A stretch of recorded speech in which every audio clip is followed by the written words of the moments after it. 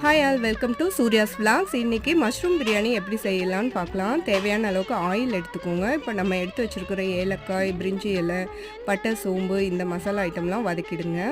இதோட பச்சை மிளகாய், வெங்காயம் சேர்த்து வதக்கிடலாம். வெங்காயம் வதங்கிறதுக்கு உப்பு ஆட் பண்ணிக்கோங்க. வெங்காயம் வதங்கின பிறகு இஞ்சி பூண்டு விழுது, தக்காளி சேர்த்து நல்லா வதக்கிடலாம்.